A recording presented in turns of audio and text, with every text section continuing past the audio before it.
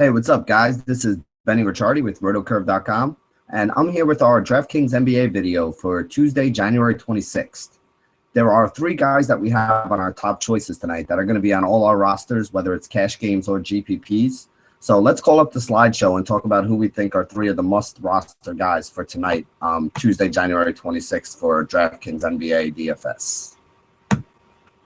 The three guys we're going to be talking about are DeMarcus Boogie Cousins at $1,100, Archie Goodwin at $4,500, and Tyson Chandler at $4,800. I mean, what can we really say about DeMarcus Cousins at this point? He's on an absolute tear right now. Plays in a game with a huge total at 214 versus a weak Portland Trailblazer interior defense. Now, Boogie has been absolutely amazing, as we just said. The last four games, he's gone for 62, 54, 64, and 75 fantasy points.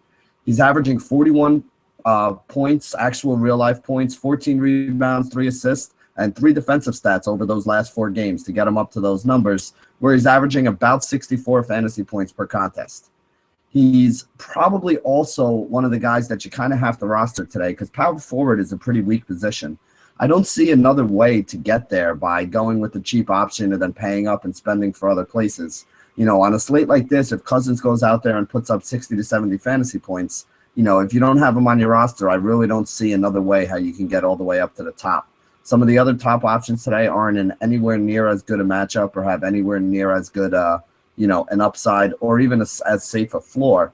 So with a guy like Cousins today, I think he's almost a must roster, even at the pretty high price of $11,000. Next guy we're going to talk about is somebody who I also think is a must roster, mostly because I think he's way too cheap for the new role that he has, and that's shooting guard Archie Goodwin of the Phoenix Suns. He's got a decent matchup against the Philadelphia 76ers, and he's actually starting at the point now with Brandon Knight banged up. Now, even though he's starting at the point, he's still listed as the shooting guard, which is usually a pretty tough position to fill. So when you can get a guy who's this cheap, played 38 to 41 minutes in his last 2, scored 30 and 38 fantasy points, even at $4,500, that's well over 6x value if he gets between those 30 and 38 fantasy points again here. And I do think that he has a really good chance to do that because if you look at Philly has a pretty bad, DVP versus the point guard position. So I do think this is a great spot to roll out Archie Goodwin. Yes, he's going to be highly owned. He could even be 100% owned in, cash games. Probably wouldn't be 100, but, if I saw him at 90% owned in cash games, I wouldn't be shocked by it. And anything, in GPPs, I think even, 40 or 50% is probably still too low on a guy like this because he does have a really good chance of getting you the 26, 27 fantasy points you need for 6x value and has an even better chance of giving you 30 to 35 fantasy points and being a guy that's actually 7 or 8x and gives you that added value that you need that can make up for some of your other misses.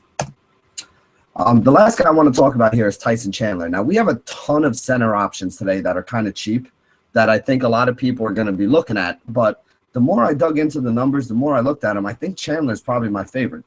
Just to give you a list of guys, you have Miles Turner if Jan Mahinmi is out again.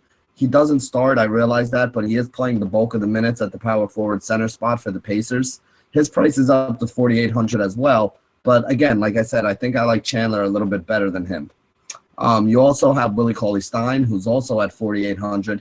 Again, similar situation. You got Rudy Gay out. Cauley-Stein played 30 and 34 minutes without Rudy Gay last time, so he's another viable option down there. And then if you need to go cheap, you also probably Zaza Pachulia has already been ruled out. So you got, Salah Merger, I think is how they say his name, $3,500 center for the Dallas Mavericks right now. I like him and he's intriguing. I just have a little bit of concern about how much, JaVale McGee they wind up rolling out there. So those two guys I think are both pretty solid options. But again, Chandler's still my favorite here. He plays in a high total game at 204 against the Philadelphia 76ers with a close spread. So this one should stay close. We should see full run for most of the main players on both sides. The 76ers have one of the worst DVP numbers versus opposing centers so far this year.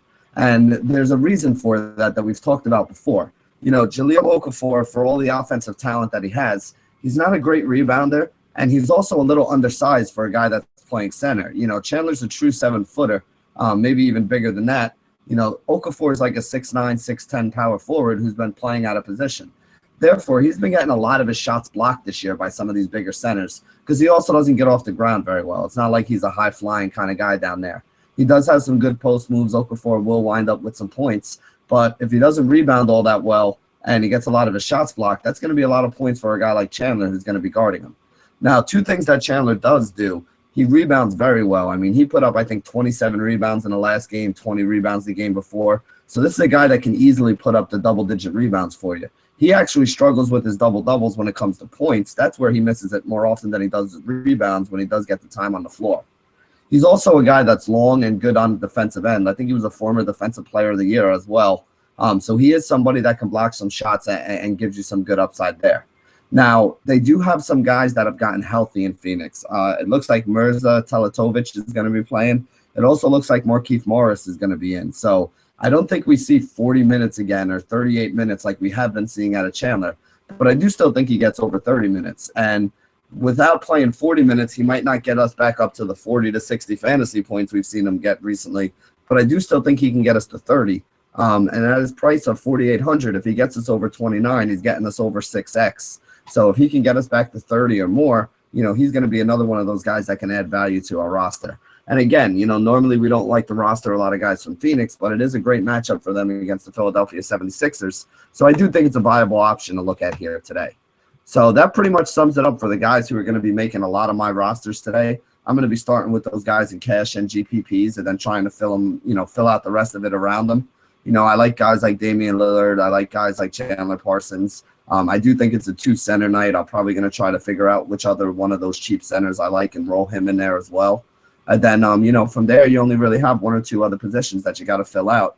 Hopefully you still have some money left. Like I said, if you roll a guy like Lillard, with Boogie, you're not going to have a ton left for the other positions. But, guys like Chandler are cheap. All these center options that we talked about are cheap. Goodwin at the shooting guard is only 4,500.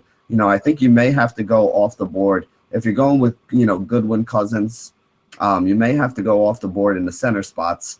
I'm not sure who I think the highest owned center is going to be. I kind of feel like it might be – see, I don't really know. Like, I like all these guys a little bit, and I can't really figure out who the public's going to be on more than anybody else. But for me, I think the safest floor and probably one of the better upsides belongs to Tyson Chandler. I also think that, with Zaza out, if Salam Merger – is somebody who's going to be getting a lot of minutes. I think he's probably the other guy that has the best upside. So those are probably going to be my tournament plays. And then I may stick with Miles Turner and pair him together with Chandler for my cash game plays if I wanted something a little safer. But again, you got to see how all this injury news works out. If Mahinmi's in or, if, Javon McGee's getting a start or something like that, it could change some of this stuff on, how you build your rosters tonight. But again, we got a lot of games. We got a lot of options. There's a couple games with some pretty nice spreads that we want to target here. So it should be a pretty fun night for DFS action over on DraftKings today. This is Benny Ricciardi with rotocurve.com. Thank you guys for joining us. And as always, stay classy, DFS.